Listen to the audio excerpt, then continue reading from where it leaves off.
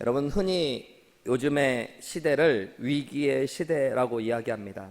코로나 팬데믹 이후에 경제적으로, 사회적으로, 정치적으로, 그리고 군사적으로도 여러 가지 위기가 시대를 덮치고 있다고 이야기합니다. 믿음을 가지고 살아가는 믿음의 사람들, 그리고 교회에도 위기가 닥쳐왔다고 이야기합니다. 한국 교회뿐만 아니라 미국 교회 안에도 교회의 성도들과 목회자들의 죄악의 문제들, 그리고 여러 가지 젊은 세대들을 잃어버리는 문제들, 세속주의들, 그리고 교회 성장 만능주의, 이런 것들을 통해서 교회가 위기를 겪고 있다라고 이야기하시는 분들이 많이 있습니다. 어저께 뉴스를 보니까 또 세계보건기구에서 코로나 이후에 원숭이 두창에 대해서도 또 긴급 사태를 선포했다라는 이야기를 들었습니다. 지난 3년간의 시간도 참 어렵고 힘든 시간이었는데 또 어떤 시대가, 어떤 어려움이 우리에게 닥쳐질지 예상하기 어려운 시대입니다. 특별히 레지 맥밀리라고 하는 미국의 학자는 미국의 교회가 지금 인공호흡기를 끼고 있는 것과 마찬가지다라고 이야기했어요. 그러니까 살아있는 것 같지만 죽어있는 것과 별반 없는, 차이가 없는 것이 미국의 교회의 모습이고, 언제든지 숨이 끊긴다고 해도 이상하지 않은 것이 지금 현재 미국 교회의 모습이라고 이야기하기도 합니다. 교회 안에서는 점점 더 복음의 능력을 잃어버리고 믿음을 가지고 시대를 변화시켜가는 교회와 그리스도인들의 이야기가 사라져가고 있습니다. 미국 코로나 팬데믹 이후에 많은 교회학자들은 미국의 교회들이 20%에서 30%의 교인들을 다 잃어버릴 거라고 이야기하고 있습니다. 위기의 시대를 우리는 살아가고 있는 것이죠. 그런데 여러분, 저는 이런 위기에 대한 이야기를 들으면서 한 가지 꼭 기억하고 생각하는 것이 있습니다. 신학교에 다니면서 교회의 역사를 배워오고 성경을 배워오면서 여러분, 시대의 위기 그리고 고난이 교회의 위기가 되지는 않았다라는 것들을 저는 알고 있습니다. 여러분, 고난과 위기 때문에 교회가 어려워진 역사는 한 번도 없습니다. 시대의 고난과 위기가 왔을 때 교회는 도리어 더 교회다움을 회복했고요. 여러분, 믿음의 사람들은 더 믿음으로 하나님의 은혜를 경험했습니다. 믿음이 없이 그저 교회만 왔다 갔다 한 사람들, 그저 복음의 능력 없이 사람의 숫자만 채운 교회들에게는 진짜 위기가 올 수 있고, 믿음이 없이 교회만 왔다 갔다 한 사람들에게는 이 시기가 믿음조차도 떠내려가 버릴 수 있는, 작은 믿음조차도 떠내려갈 수 있는 진짜 위기일지 모르겠지만, 여러분, 복음의 능력 안에, 말씀의 능력 안에 서 있었던 교회들은 이 시간을 통해 더 크신 하나님의 은혜를 경험하게 될 줄 저는 믿습니다. 그리고 여러분 가운데도 어려운 시대를 살아가고 있고 앞으로도 어려운 시대가 온다고 하더라도 여러분 안에 진짜 참된 믿음이 있으면 이 시간을 통해서 하나님을 더 찾고 하나님을 더 많이 만날 수 있는 은혜와 회복의 시대가 여러분에게 찾아올 수 있다는 것들을 여러분 이 시간 함께 나누기 원합니다. 우리는 오늘 이제 야곱의 인생의 마지막 이야기를 나누려고 합니다. 9번째 야곱의 설교인데요. 야곱의 인생을 돌아보면 야곱은 위기의 연속이었죠. 그리고 힘들고 고난이 그의 인생에 계속 찾아왔습니다. 인생의 노년의 야곱은 자신의 인생을 나그네같이 험난한 세월을 살았다라고 이야기해요. 실제로 야곱은 나그네 삶을 살았고 험난한 고난을 계속 맞이하며 살았습니다. 그런데 우리가 계속 살펴본 대로 야곱의 인생이 그 위기와 고난 가운데 무너지고 망가진 것이 아니라 그때마다 찾아오신 하나님을 만나게 되어지고 하나님의 은혜 가운데 그의 인생이 더 빛나는 믿음의 인격으로 세워졌다는 것, 그것이 우리가 야곱의 인생을 마칠 때 꼭 기억해야 되는 교훈입니다. 여러분, 오늘 저와 여러분도 마찬가지예요. 우리의 삶에 이미 위기와 고난이 찾아왔을 수도 있고 앞으로 우리의 삶에 위기와 고난이 찾아올 수 있을 겁니다. 찾아올 것입니다. 여러분, 그때 우리가 기억해야 될 것, 우리가 하나님의 선택받은 사람들이고 예수 그리스도를 나의 구원자여 주님으로 믿어 성령이 우리 안에 오셔서 영원히 함께 하신다는 약속이 우리의 약속된 사람들이라면 위기와 고난마다 우리는 하나님 붙잡을 것이고 하나님 우리에게 은혜 주시고 우리를 회복해내셔서 더 큰 믿음의 축복들로 우리를 세워주실 것들을 믿는 은혜가 있으시기를 주님의 이름으로 축복합니다. 오늘 우리가 읽은 창세기 35장 1절부터 7절까지의 말씀은 어떻게 보면 간단한 말씀이에요. 하나님의 말씀이 세겜에 살던 야곱에게 임하셔서 세겜을 떠나 하나님이 말씀하시고 약속하셨던 베델로 가서 제단을 쌓고 예배하라는 말씀이 들려집니다. 야곱은 그 말씀을 듣고 가족들에게 베델로 올라가자라고 이야기하고요, 드디어 베델에 이르게 되어서 하나님께 제단을 쌓고 예배하고 하나님을 높였다는 이야기가 오늘 본문의 말씀입니다. 그런데 오늘 본문의 말씀을 그냥 이렇게 단순하게만 볼 것이 아니라 정확하게 이해하기 위해서는 창세기 34장의 배경을 조금 이해하셔야 돼요. 창세기 34장은 길기 때문에 여러분 다 읽지는 않고 제가 간단히 설명을 드리자면, 여러분 지난주 말씀에 이어서 야곱이 지금 어디에 살고 있는지 아시나요? 지난주에 보면 야곱이 형과 극적인 화해를 나누는 장면들을 살펴보았죠. 그죠? 그리고 야곱이 형은 세일로 내려갔는데 야곱이 베델 방향으로 방향을 틀어가지고요, 숲곳에 머물러 살다가 세겜 성읍에 가서 살게 되었다라고 말씀이 마무리되었어요. 야곱은 지금 세겜 성읍에 살고 있습니다. 세겜은 다른 지역들은 그냥 지역 이름만 나오는데 세겜은 세겜 성읍이라고 기록되어 있는 걸로 보아서 세겜은 당시에 큰 도시였던 것 같습니다. 성을 이루고 있고 많은 사람들이 모여 살고 또 많은 돈들이 오고 가는 큰 대도시였을 확률이 많습니다. 야곱이 숲곳에 머물러서 그리고 세겜에 머물렀던 시간들을 성경이 어떻게 표현하고 있냐면요, 자기를 위하여 집을 짓고 자기 가축을 위하여 우릿간을 지었던 시기라고 이야기해요. 그리고 야곱은 세겜에 갔다가 그 땅이 너무 좋아서요, 돈을 주고 그 땅을 사게 됩니다. 여러분, 땅을 샀다는 얘기는 그곳에서 뭐 하기 원했다는 걸까요? 머물러 살기 원했다는 거예요. 미국에 와서도 잠깐 있다가 공부하고 돌아갈 사람들은 집이 좋아 보이고 돈이 있어도 집을 안 사는 분들이 있죠. 그런데 이곳에서 살기로 결심하면 그제서야 집을 사는 사람들이 있듯이 여러분, 야곱이 세겜에 집을 샀어요. 땅을 샀고 집을 지었어요. 하나님께서 하란에 살던 야곱에게 가나안 땅으로 돌아가라고 하셨을 때는 베델로 오라고 말씀하셨습니다. 근데 야곱이 베델이 아닌 세겜에 머물러 있었던 시간이 창세기 34장의 이야기예요. 이스라엘의 지도를 보면 하란에서 세겜까지는요, 여러분 몇 달이 걸려야지 갈 수 있는 거리입니다. 걸어서.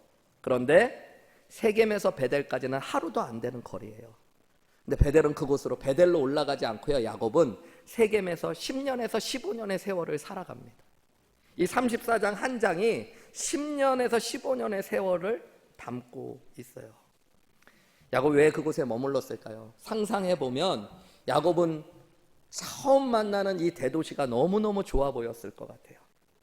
저도 미국에 아주 작은 도시는 아니지만 미러키에서 12년을 있다가 달라스에 오니까요, 여러분 너무너무 좋더라고요. 나름 제가 이렇게 보여도 서울에서 태어나고 서울에서만 산 사람이거든요, 여러분. 근데 미러키에서 12년 있다가 달라스를 왔더니요, 달라스 너무너무 좋아요. 미러키는 위스콘신에서 제일 큰 도시긴 하지만 이쪽 끝에서 이쪽 끝까지 가려고 그러면 차만 안 막히면 한 30분이면 가는데, 달라스는 여러분 한 30분을 가도 달라스 다운타운이 아직 안 나오기도 하고, 먹을 음식점들은 얼마나 많은지. 미러키 같은 데는 저희가 살던 데는 또 썩어 보여서 밤 9시면 차도 잘 안 다니고 사람도 안 다니는데, 이 캐럴턴은 밤 9시, 10시, 11시가 되어도 얼마나 번쩍번쩍 먹고 놀 것이 많은지. 아마 야곱의 마음이 그랬던 것 같아요. 그래서 그 땅에 자리를 잡습니다. 내일 베델로 한번 올라가 보지 생각했을지도 몰라요. 다음 주쯤 한번 가봐야지 또 생각했을지 몰라요. 그 다음에 하다가 야곱이 10년에서 15년의 세월 가운데 그냥 세겜에 머물러 있게 되어집니다. 야곱이 부자가 돼서 돌아왔어요. 성경에 보면 수많은 가축을 거느리고 특별히 아들들이 11명이나 지금 있습니다. 고대 사회에서 아들들이 많다는 것, 가축이 많다는 건 성공하고 부자고 힘 있는 사람이 됐다는 거예요. 그러니까 이 세겜에 왔을 때 야곱은 사람들에게 환영받고 주목받았을 거예요. 그러면서 그곳 사람들과 함께 어울려 사는 것들, 존경받고 성공한 사람으로 인정받는 것이 너무너무 좋았을 확률이 많습니다. 거기다가 야곱과 야곱의 가족들은 세겜 사람들의 모습을 배워가기 시작합니다. 34장 1절 말씀에 보면 이런 말이 나와요. 34장 1절에 레아가 야곱에게 낳은 딸 디나가 그 땅의 딸들을 보러 나갔다라고 나와요. 레아, 야곱의 첫 번째 부인이죠. 그가 야곱에게서 낳은 외동딸이 하나 있었어요. 그 디나라는 딸인데요, 이 디나가 10대 후반의 나이입니다. 이 디나가 그 땅의 딸들을 보러 나갔대요. 이 보러 나갔다라고 번역된 말이 히브리어 안에서 보면요, 여러분, 그냥 단순히 무언가를 보러 눈으로 보았다는 이야기가 아니고요, 어떤 것들을 배우러 나갔다, 자세히 살피러 나갔다, 즐기러 나갔다, 이럴 때 쓰는 단어입니다. 창세기 30장 16절에 보면 레아가 라헬과 경쟁을 하고 거래를 해가지고 남편 야곱과 동침하러 갔다고 이야기할 때 똑같은 단어가 쓰였어요. 남편과 잠자리를 하러 갈 때 썼던 표현입니다. 고대 아카드어에서는 주부가, 유부녀가 남편이 아닌 남자와 잠자리를 할 때 썼던 단어가 이 단어라고 합니다. 심지어 성전의 창기들이 음란한 행동을 할 때 썼던 단어도 이 단어예요. 그러니까 단순히 창세기 34장 1절에 보면 레아가 야곱에게 낳은 딸 디나가 그 땅의 딸들을 보러 갔다라는 말은 그냥 어떻게 그 지역에 있는 여자들이 무엇을 하나 보러 간 것이 아니라 그 세겜에 있었던 젊은 여자애들이 어떻게 노는지를 배우고 그들이 즐기는 것들을 함께 즐기고 성적인 타락도 함께 하기 위해 나아갔다는 거예요. 창세기 34장 1절과 2절 말씀을 보세요. 본문 말씀을 띄워주시면 레아가 야곱에게 낳은 딸 디나가 그 땅의 딸들을 보러 나갔더니 히위 족속 중 하몰의 아들 그 땅의 추장 세겜이 그를 보고 끌어들여 강간하고 욕되게 했대요. 여러분, 한마디로 세겜의 세월은 야곱과 야곱의 가족 사람들에게 세겜을 배워가고 이방의 것들, 이방의 세상의 문화들을 배워가며 죄를 함께 알아가는 시간이었는데 그때에 충격적인 사건이 하나 벌어집니다. 이 외동딸 디나가 그 딸들과 그 세겜 여자애들과 어울리러 갔다가 그 지역의 추장의 아들, 지역의 이름도 세겜인데 추장의 아들의 이름도 세겜이에요. 세겜에게 강간을 당하는 일들을 겪게 돼요. 한 가지 우리가 더 기억해야 될 건 창세기 34장에는요 야곱의 내러티브, 야곱의 이야기가 설명된 창세기 20장 후반장부터 해가지고 35장까지의 이야기 속에서 유일하게 하나님의 이름이 등장하지 않는 장입니다. 세겜에서의 세월에는요 하나님의 이름조차도 나오지 않는 시간이라는 것들을 성경이 일부러 기록해 놓고 있어요. 무슨 이야기냐면 세겜에서 야곱은 하나님을 부르지도 않고 잊어갔던 시간이라는 것들을 의미하고 있는 겁니다. 정리해 보자면 여러분, 세겜은 하나님께서 약속하고 만나주시겠다고 부르신 장소도 아니었고 예배의 장소도 아니었고 사명의 장소도 아니었어요. 아주 가깝지만 세상의 눈과 마음을 다 빼앗기는 장소였는데 그곳에서 야곱은 세상의 죄악을 함께 배워가고 하나님을 잃어버리면서 자신의 성공과 사람들에게 취하여져서 10년에서 15년의 세월을 보냈던 것입니다. 그러다가 딸이 충격적인 위기와 고난을 겪게 되어지죠. 세겜이라고 하는 이 하몰 추장의 아들이 디나를 강간한 뒤에 이 여자를 진짜 사랑하게 되어져요. 그래서 아버지에게 부탁해서, 하몰이라는 아버지 추장에게 부탁해서 이 디나와 결혼하게 해주십시오라고 부탁을 합니다. 그래서 하몰이 수많은 선물을 가지고 와갖고 야곱에게 이야기해요. 너희 딸과 우리 아들 결혼시키자. 이왕 이렇게 된 거. 여러분이 그 아버지의 마음이라면 어떠셨을까요? 내 딸이 강간을 당했는데 너무너무 아프고 가슴 아픈 일인데 이 뒤에는 또 어떻게 해야 되나 그러는데 그 강간을 했던 사람이 미국에서 제일 큰 재벌집 아들이에요. 그러니까 엄청난 선물을 가지고 와갖고 이왕 이렇게 된 거 용서해주고 그냥 둘이 결혼시키자고 먼저 이야기를 하는 거예요. 그것뿐만 아니라 하몰이 세겜 성읍에 좋은 땅들을 주겠다고 이야기합니다. 그리고 이제 마음껏 자유롭게 장사하라고 이야기해요. 돈도 얻을 수 있고 성공할 기회도 준대요. 여러분 어떻게 하실래요? 이게 말 같은 소리를 하냐고 막 나가라고 소리를 지르실래요? 이왕 이렇게 된 거 그래도 결혼이라도 시킵시다 이러실래요?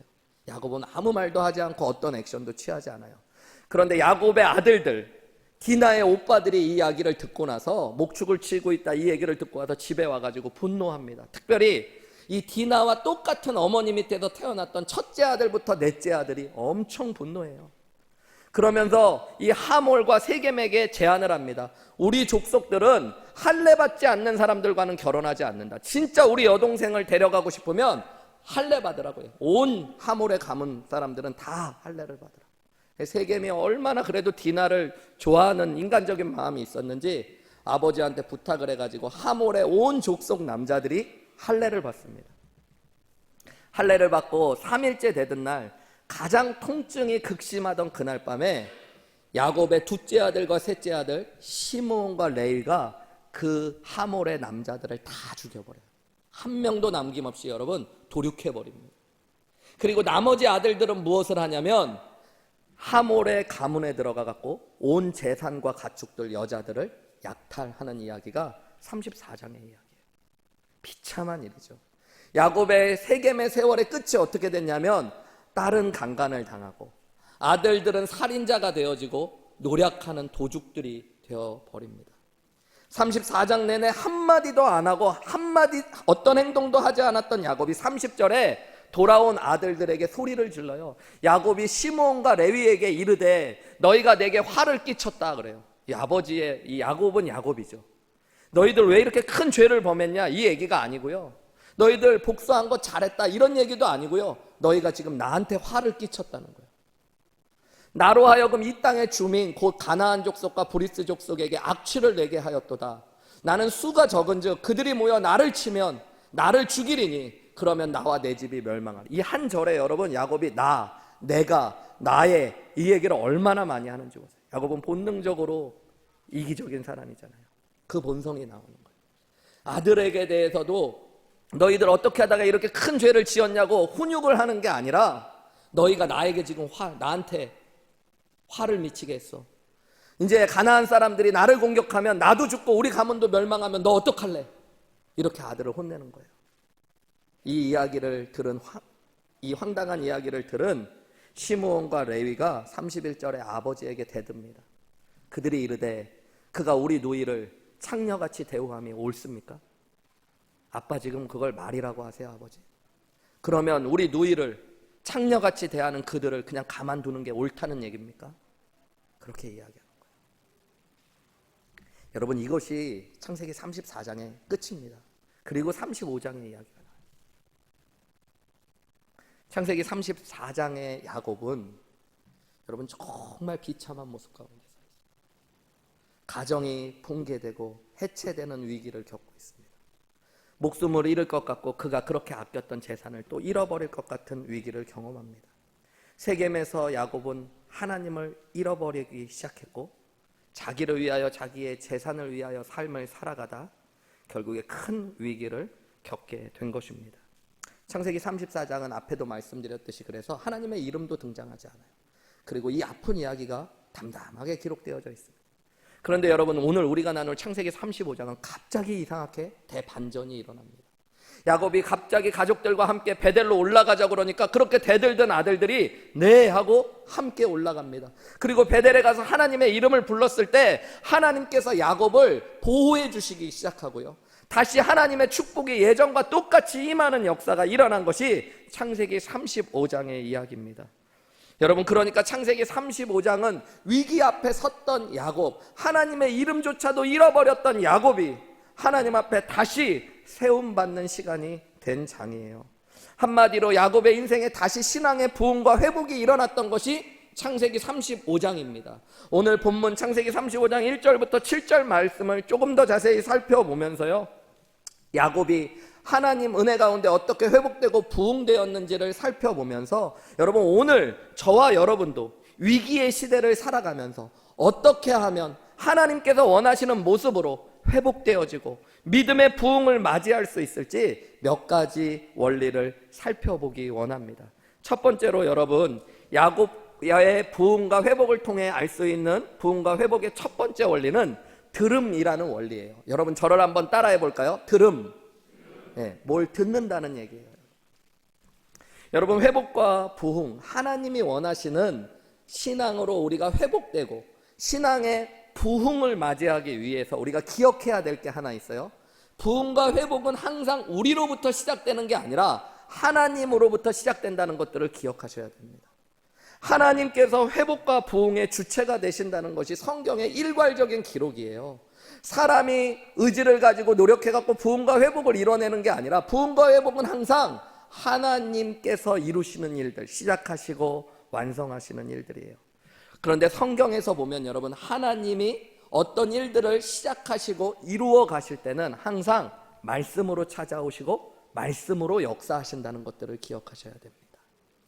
우리가 믿는 하나님, 여호와 하나님은 여러분 말씀으로 찾아오시고 말씀으로 역사하시는 하나님이에요. 창세기 1장에 보면 하나님이 천지를 어떻게 만드세요?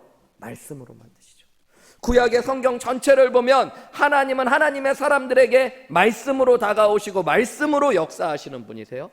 하나님 구약의 시대가 시작되면서는 선지자와 제사장들을 통해 하나님은 이스라엘에게 말씀하신 하나님. 예수님이 이 땅에 오셨을 때도 요한복음을 통해 예수님이 육신을 입고 그냥 오셨다고 이야기하는 게 아니라 말씀이신 하나님이 육신을 입고 이 땅에 오셨다라고 이야기합니다. 그래서 여러분 우리의 삶에 회복과 부흥이 시작될 때 일어나는 일이 무엇이냐면 하나님의 음성이 내게 들리는 것입니다. 오늘 창세기 34장 마지막 절 31절과 35절을 연속해서 읽어보면요 여러분 좀 이상하다는 느낌이 듭니다. 31절 말씀은 우리가 읽었었는데 이런 말씀이에요. 그들이 이르되 그가 우리 누이를 창녀같이 대우함이 옳으니까. 시므온과 레위가 아버지한테 이렇게 따졌어요. 그런데 갑자기 35장 1절은 이렇게 시작됩니다. 하나님이 야곱에게 이르시되 일어나 베델로 올라가서 거기 거주하며 내가 내 형 에서의 낯을 피하여 도망하던 때에 내게 나타났던 하나님께 거기서 제단을 쌓으라 하신지라. 여러분 이 두 절을 연결해 보면 너무 논리적이지도 않고 생뚱맞습니다. 아들들이 갑자기 아버지한테 대들고 있는데 하나님이 야곱에게 이르시되 이런 말이 나와요. 이것은 지금 위기를 겪고 있었던 야곱에게 하나님의 강권적이고 급작스러운 역사로 말씀이 들려졌다라는 것들을 보여주고 있는 거예요. 여러분 참 신기한 것이 우리가 평안하고 그냥 즐거울 때는요 말씀의 자리에 있고 말씀을 읽더라도 그 말씀이 지금 나에게 하시는 하나님의 생생한 음성으로 또 능력 있는 말씀으로 잘 들려지지 않을 때가 많습니다.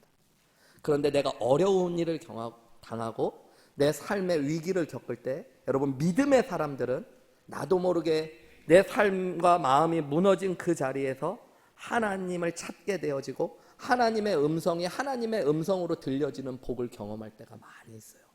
그래서 C.S. 루이스는 고난을 하나님의 메가폰, 확성기라고 이야기한 거예요. 그게 무슨 얘기예요? 믿음의 사람들은 고난 가운데 하나님의 음성을 더 크게 분명히 듣게 되어진다라는 것입니다. 오늘 야곱 10년에서 15년의 세월 가운데 하나님의 이름도 잘 부르지 않고 하나님의 음성도 희미해져 갔던 그 야곱에게 인생의 큰 위기 앞에서 하나님의 음성이 들려졌다는 것, 그것이 부흥의 가장 중요한 단추가 되어집니다. 여러분 이것이 성경에서 얘기하는 회복과 부흥의 되게 중요한 원리예요. 다윗이 죄를 범하죠. 우리 성경에 보면 다윗 왕이 하나님과 동행하고 믿음으로 살다가 그의 인생에 평안한 날이 오니까 죄를 짓습니다. 자기의 아내가 아닌 자기의 부하의 아내를 불법적으로 취하고요. 그것뿐만 아니라 그 부하를 살해하는 데까지 나아갑니다. 그런데 회개하고 하나님 앞에 부흥하면서 새로운 믿음으로 나아가지를 않고 그냥 시간을 보내요. 그는 예배도 드렸을 거예요. 선지자를 통해 말씀도 들었을 겁니다. 그런데 그의 삶에 부흥과 회복은 일어나지 않습니다. 어느 날 나단 선지자가 찾아옵니다. 그래서 말씀을 전해줘요. 어떤 마을의 부자가 수많은 가축들을 가지고 있는데 자기 집에 손님이 왔더니 자기 양을 잡는 게 아까워가지고 하나밖에 양을 가지고 있지 않은 가난한 그 마을의 가장 가난한 사람의 양을 빼앗아서 손님을 대접했다는 이야기를 해요. 그때 다윗이 뭐라고 그러냐면 그런 사람은 내가 반드시 왕의 이름을 걸고 맹세하는데 죽이겠다고 해요. 무슨 이야기냐면 다윗은 그 이야기가 자기에게 하시는 하나님의 말씀으로 들려지지 않았던 거예요.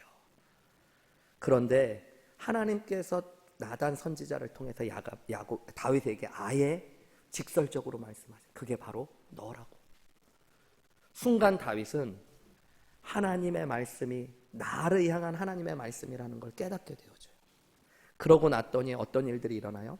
야곱이 눈물을 적시며 침상을 눈물로 적시며 회개해요. 그리고 하나님의 성령의 은혜가 다시 부어지고 예배의 기쁨, 구원의 감격을 회복하는 역사가 일어나게 되어지는 것입니다.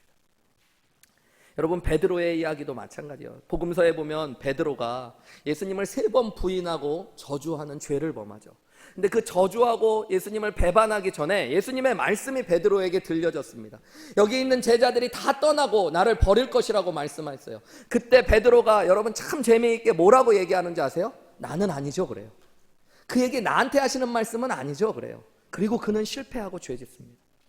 그런데 그가 세 번째 죄를 범하고 예수님 부인했을 때 닭이 우는데 성경은 또 의미심장한 기록을 하나 남겨요. 그게 뭐냐면 여러분 닭 우는 소리를 들었을 때 베드로가 예수님이 자기에게 하신 말씀이 깨달아졌대요. 그 말씀이 나한테 하신 말씀이구나. 내가 하신 하나님의 말씀을 하나님의 말씀으로 듣지 못했던 것이구나. 그리고 나서 베드로가 뭐예요? 통곡하며 회개하는 거예요.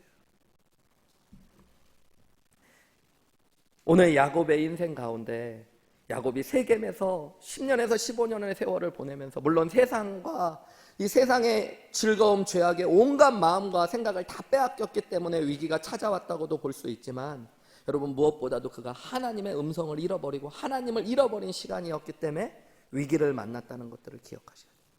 여러분 그렇다면 어떻게 위기를 극복하고 부흥하고 다시 회복하는 길로 나아갈 수 있습니까?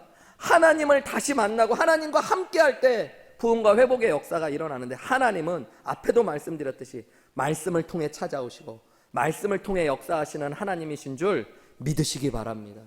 그래서 여러분 오늘 이 아침에 여러분들 하나님의 음성을 들으실 수 있어야 돼요. 그냥 목사님이 야곱의 마지막 설교를 하는구나가 아니라 하나님이 목사님을 통해서 지금 나에게 말씀하시는구나 라는 것들이 들려줄 수 있는 은혜가 여러분 가운데 있으시기를 주님의 이름으로 축복합니다. 저는 어려운 시대에도 하나님의 말씀이 희망이고 소망이고 답이라고 믿습니다. 여러분 교회가 아무리 어렵고 힘들 일들을 겪는다고 하더라도 그 교회 안에 하나님의 말씀이 살아있고 하나님의 말씀이 증거되고 있으며 성도들이 그 말씀을 하나님의 말씀으로 받을 수 있으면 여러분 교회는 희망이 되어지고 소망이 되어질 줄 믿습니다. 여러분의 인생이 아무리 어렵고 힘들더라도 여러분이 말씀을 읽을 때마다 설교를 들을 때마다 나에게 하시는 하나님의 음성을 들으실 수 있다면 여러분의 삶에 새로운 부흥과 회복의 역사가 이루어질 줄 믿습니다. 참 감사한 것이 우리 교회에 오신 성도님들 중에 몇 분을 통해서 제가 그런 이야기를 들었어요. 요즘 코로나 기간이어가지고 또 온 교회들이 온라인 예배들을 많이 드리니까 달라스에 이사 오셔가지고 여러 교회 말씀들을 듣고 여러 교회를 방문하신 적이 있다고. 그런데 한우리교회를 선택하시고 또 한우리교회에 정착하기로 결정하신 분들 가운데 많은 분들이 이유를 물어봤을 때 뭐 다른 교회들에 대한 나쁜 이야기가 아니라 한우리교회 안에 하나님의 말씀이 증거되고 있다는 것들을 느꼈다고. 그리고 하나님의 말씀을 내가 들었다고. 그래서 한우리교회에서 하나님의 말씀을 듣고 하나님 만나기 위하여 교회를 선택했다는 분들 너무너무 감사한 얘기죠. 여러분 그래서 교회를 위해 더 많이 기도해 주십시오. 저를 위해서도 더 많이 기도해 주세요. 성경 구절 몇 구절을 읽고 세상의 이야기, 자기 이야기, 좋은 이야기, 그냥 은혜로운 사람의 이야기를 증거하는 것들이 아니라 여러분 말씀을 들여다보고 그 말씀을 통해서 하나님의 음성을 듣기 원하는 저와 여러분들이 되시기를 주님의 이름으로 축복합니다. 오늘 우리의 삶에 여러분 세겜의 삶을 끝내고 하나님이 원하시는 사명의 자리, 하나님이 만나주시는 은혜의 자리로 나아가기 위하여 회복과 부흥을 위하여 첫 번째로 기억하셔야 될 건 들음의 원리예요. 하나님의 말씀이 들려야 된다는 거예요. 두 번째로 여러분 야곱의 회복과 부흥의 두 번째 원리는 떠남이라는 원리입니다. 떠남의 원리. 두 번째 원리가 뭐라고요 여러분? 떠남. 떠남. 첫 번째 원리는 뭐였어요? 여러분들 아직 쌩쌩하신 분들이 많으십니다. 이 기억력이 점점 나빠지시면 세 가지 대지를 이야기하면 첫 번째 대지 끝나고 두 번째 대지 얘기하면 첫 번째 대지 까먹고 세 번째 대지 가면 첫 번째, 두 번째 다 까먹고 설교 끝나고 나면 첫 번째, 두 번째, 세 번째 다 까먹으시는 분들이 많으신데 오늘 보니까 여러분들 아직은 괜찮으세요. 첫 번째 부흥과 회복의 원리가 뭐였다고요 여러분? 들음. 두 번째 원리가 떠남이에요. 떠남. 여러분 오늘 하나님께서 야곱을 회복시키시고 부흥시켜 주시기 원해서 35절에 보면 야곱에게 이르시되 말씀하셨어요. 그러면서 뭐라고 말씀하시냐면 일어나라 라고 말씀하셔요. 실제로 히브리어 성경 원어로 성경을 보면 이 동사의 명령이 제일 앞에 강조되어져 표현되어 있습니다. 일어나래요. 여러분, 이것은 그냥 절망의 자리에서 희망을 가지고 일어나라는 말이 아닙니다. 그 뒤에 보면 베델로 올라가 거기 거주하라 라는 말이 함께 나오기 때문에 세겜을 떠나라는 말입니다. 그리고 세겜에 더 이상 거주하지 말라는 말이 이 일어나라는 말이에요. 한마디로 세겜을 떠나라는 말씀입니다. 여러분, 혹시 어렸을 때 그런 허무 개그 같은 거 들어보셨나요? 코끼리를 냉장고에 넣는 3단계 방법, 뭐 이런 거 들어보셨나요? 네. 그런 거 모르시나요, 여러분? 코끼리를 냉장고에 집어넣는 3단계 방법. 네. 허무 개그예요, 허무 개그. 냉장고 문을 연다, 코끼리를 집어넣는다, 냉장고 문을 닫는다, 뭐 이런 거예요, 여러분. 별것도 아닌 것 같지만 단순하죠. 그런데 여러분, 사실 어떻게 보면 코끼리가 담길 만한 큰 냉장고가 있다면, 그리고 코끼리가 냉장고에 들어갈 만큼 조그마다면 이거는 단순하지만 진리일 수 있습니다. 어떤 물건을 냉장고에 집어넣으려면 여러분 너무 단순하지만 문을 열고 그 안에 그것을 집어넣고 닫으면 되는 거예요. 여러분, 마찬가지로 우리의 인생에도 우리가 베델에 가고 베델에 서고 베델을 통해 하나님의 회복과 부흥을 경험하려면 너무 당연하게 세겜을 뭐 해야 될까요, 여러분? 떠나야 됩니다. 떠나야 돼요. 이 당연한 이야기를 근데 우리는 믿음의 삶에서 이루지 못하고 살 때가 많이 있습니다. 여러분, 세겜이 세상의 시간들을 의미한다면, 세상의 죄악들을 보고 즐거움에 취하고 성공과 평안함을 위해서 달려가는 시간이라면, 여러분, 우리는 그 시간을 내려놓고 하나님을 만나는 자리, 예배의 자리, 은혜의 자리, 사명의 자리로 나아가는 것들 주저할 때가 많습니다. 많은 분들이 은혜도 받기 원하는데, 예배도 드리기 원하는데 세상의 즐거움들도 여전히 취하기 원해요. 그런 걸 뭐라 그래요, 여러분? 이것도 취하기 원하고 저것도 좋아서 저것도 취하기 원하는 거, 이것도 사랑하고 저것도 같이 사랑하는 거, 이런 걸 뭐라 그럴까요, 여러분? 양다리를 걸친다. 네. 여러분은 그런 나쁜 짓 안 해보셔서 모르나요, 여러분? 여러분, 저는 개인적으로 세상에서 제일 나쁜 게 양다리라고 생각해요. 네. 사랑이 바뀌는 것, 그건 안타깝지만 좀 슬픈 이야기일 수는 있는데, 여러분, 이 양다리는 진짜 나쁜 거잖아요, 그죠? 한 사람에게 다른 사람을 사랑한다는 거. 여러분, 하나님께서 보실 때 우리의 신앙의 가장 안 좋은 모습도 저는 어떻게 보면 양다리 같은 모습. 하나님도 좋은데요, 저는 이 세상에 이것도 너무너무 좋습니다. 특별히 여러분, 죄는 즐거움을 줘요, 인간들에게. 그런데 여러분, 그 죄악은 결국에 우리를 하나님으로부터 멀어지게 하고 하나님을 잊어버리게 한다는 것들을 기억하셔야 됩니다. 야곱이 겪고 있었던 가장 큰 문제는 자녀의 문제, 또 지금 삶에서 겪는 부족과의 위기일 수도 있지만 무엇보다도 머물지 말아야 될 땅에 머물고 있었던 것이 야곱에게 가장 큰 문제였던 거예요. 그 자리에 있으면 믿음이 막히고 하나님을 잃어버리고, 그곳은 사명의 땅도 아니고 하나님과의 만남의 자리도 아니고 은혜의 자리도 아니었어요. 여러분, 우리도 우리의 인생에 벗어나야 할 곳, 피해야 될 일들, 버려야 될 사람들이 있다는 것들 혹시 아시나요? 믿음을 추락시키고 흔드는 환경, 나를 죄 가운데로 이끌고 유혹하는 사람, 그런 환경들이 있다라는 것들을 여러분 돌아보실 수 있어야 돼요. 어떤 분은 그러시더라고요. 교회만 오면 믿음 생활 열심히 해야겠다고 결심을 하는데, 월요일이 돼서 친한 사람 누가 있는데 그 사람만 만나면 또 죄를 짓기 시작해요. 그래서 어쩔 수가 없대요. 그분만 만나면 술 마시고 나쁜 짓 하고 죄를 짓고, 그리고 또 주말에 교회 오면 교회 사람들과 목장 사람들과 나누다 보면 후회하고 회개하고, 그 다음 주에 가서 또 죄 짓고 와서 후회하고 회개하고. 여러분, 어떻게 해야 될까요? 교회를 끊어야 될까요? 여러분, 그 사람과의 관계가 아플 수는 있지만 여러분, 끊어낼 수 있을 때 우리는 진짜 회복과 부흥을 맞이할 수 있습니다.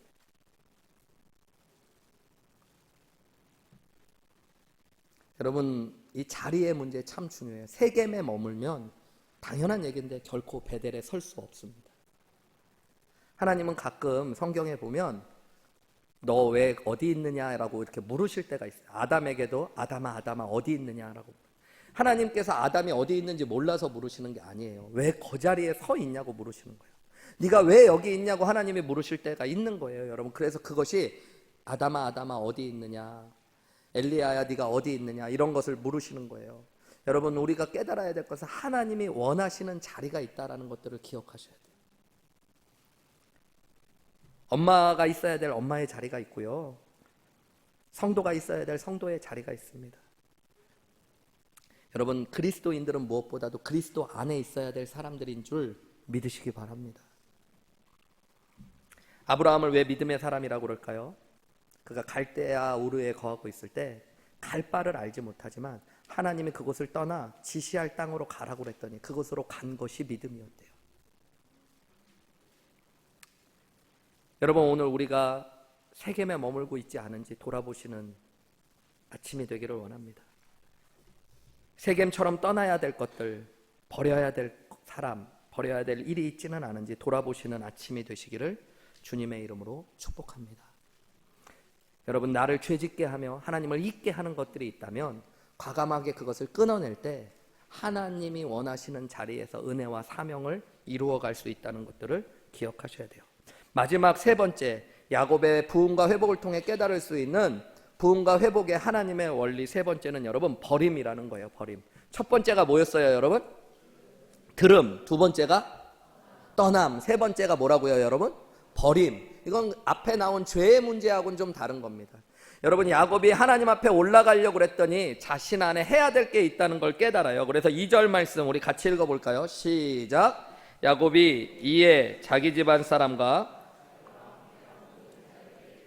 너희 중에 있는 이방 신상들을 버리고 자신을 정결하게 하고 너희들의 의복을 바꾸어 입어라. 하나님 앞에 정결하고 새로운 의복을 입고 나아가자라고 이야기하면서 먼저 이야기한 게 뭐냐면 너희 가운데 있는 이방 신상들을 버리라라고 이야기한 거예요. 여기 버림이라는 게 나오죠.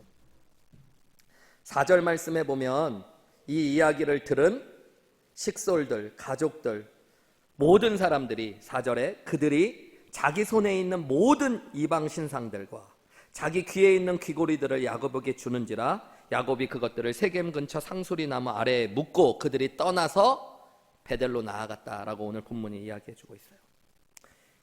희한하게도 여러분, 야곱이 우상을 버리자고 그랬더니 야곱의 가족들, 자녀들, 하인들에게요 각자의 손에 있었던 우상들이 쏟아져 나왔대요. 20년 하란의 세월을 마치면서 성경이 다 기록하지 않았는지는 모르겠지만 우상에 대한 이야기는 야곱에게 있어서 그때 한 번 등장합니다. 외삼촌 라반의 집을 떠날 때 야곱이 사랑했던 아내 라헬이 아버지의 드라빔을 훔쳐서 나오는 장면이 나와요. 그때 드라빔 하나를 가지고 나왔어요. 온 짐을 뒤졌을 때 우상이 나왔다는 얘기가 없었습니다. 그런데 세겜에서 10년과 15년의 세월을 살면서 보니까 온 가족들과 식솔들의 손에 다 우상이 하나씩 들려져 있었대요. 여러분, 그러니까 세겜에서의 세월은 우상을 쌓아갔던 세월이에요. 그런데 야곱은 알고 있어요. 베델은 그냥 장소의 개념이 아니라 하나님 앞에 서는 장소고 부흥과 회복이 시작돼야 하는 장소라면 자신이 먼저 버려야 될 것이 있다는 걸 안 것이에요. 그게 뭐예요? 우상들이었던 거죠. 우상.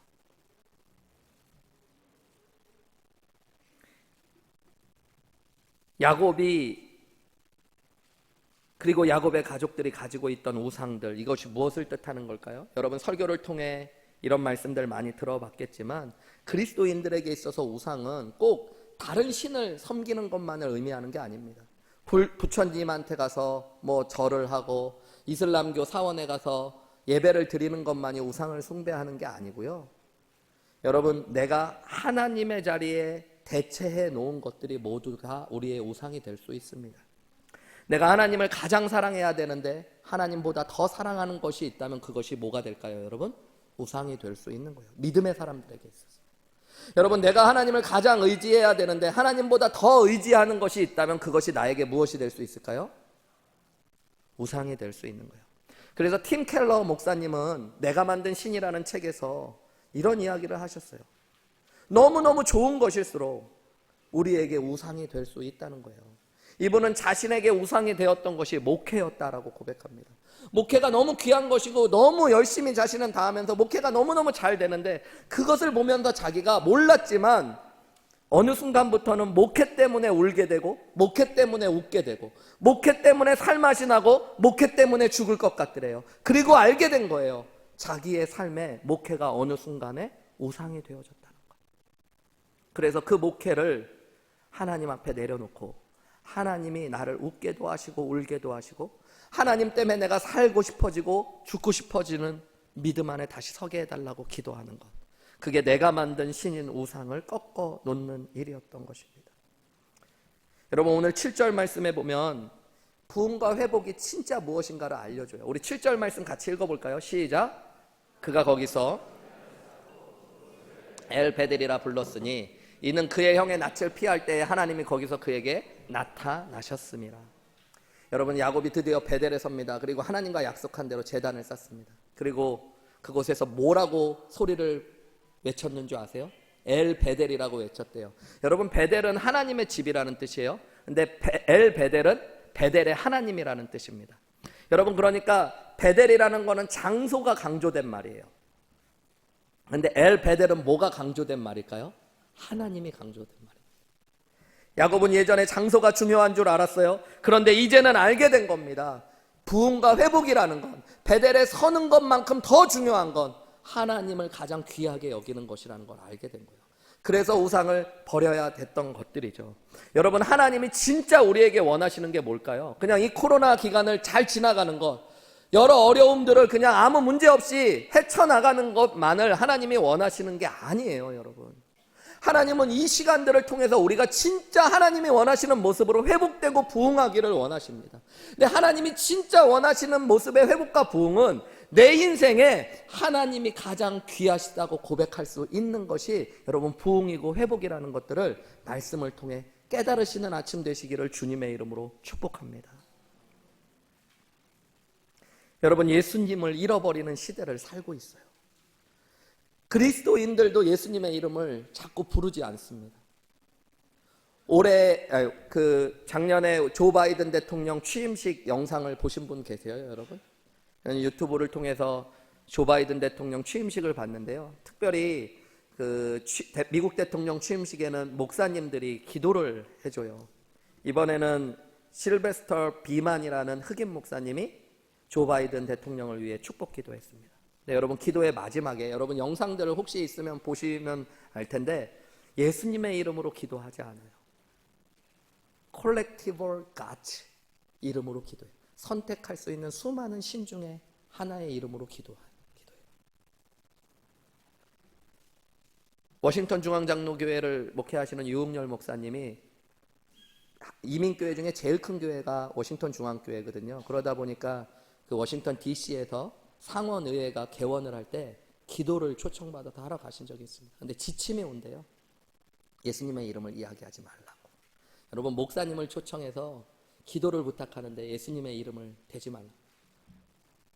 생방송으로 중계가 되어지고 수많은 미국의 사람들은 다양한 신을 가지고 있으니까 예수님의 이름, 너무 기독교적인 이야기들은 하지 말아달라고 이야기하는 시대. 여러분, 크리스마스를 크리스마스라고 이야기하지 않고 할러데이라고 이야기하는 시대를 우리는 살아가잖아요. 교회들도 예수님을 잃어버려요. 여러분, 코로나보다 진짜 더 큰 위기는 우리가 세상에 빠져서 복음과 진리 그리고 예수 그리스도를 잃어버리고 있는 것인지도 모릅니다. 그런 의미에서 여러분, 우리에게 진짜 찾아와야 되는 부흥과 회복은 내 삶의 내 인생에 가장 귀한 분, 예수 그리스도, 그분을 고백할 수 있는 것인 줄 믿습니다. 여러분, 그것을 위해서 오늘 이 아침에 하나님의 음성이 들려지시기를 주님의 이름으로 축복합니다. 여러분, 내가 있는 곳이 세겜이라는 것, 하나님께서 머물지 말라고 하는 것들이 있다는 것들을 깨닫고 그것을 떠나는 은혜가 있으시기를 주님의 이름으로 축복합니다. 오늘날 교회들이 너무 죄라고 이야기하지 않아요. 연약함, 실수 이렇게 얘기해요. 그런데 여러분, 죄는 죄예요. 여러분, 죄를 죄라고 볼 줄 알고 고백할 줄 알 때 여러분 회개가 일어나고 그 회개를 통해 부흥과 회복이 일어나는 줄 믿습니다. 여러분, 우리 안에 우상들이 깨달아지기를 원합니다. 이 아침에 예수님의 자리를 차지하고 있는 것들이 무엇인가 돌아보셨으면 좋겠어요. 내 자녀가, 내 남편이, 내 아내가, 내 직장이, 내 사업이, 내 건강이 여러분 하나님보다 더 귀한 것이 되었다면 여러분 과감하게 내가 주인 삼은 모든 것들 내 주 대신 주님 앞에 내려놓고 오직 예수님이 나의 구원자여 주님이라고 고백하시며 첫사랑의 자리, 하나님과 약속하고 사명을 부여받았던 그 믿음의 자리로 다시 서실 수 있는 부흥과 회복이 시작되는 귀한 아침 되시기를 주님의 이름으로 축복합니다.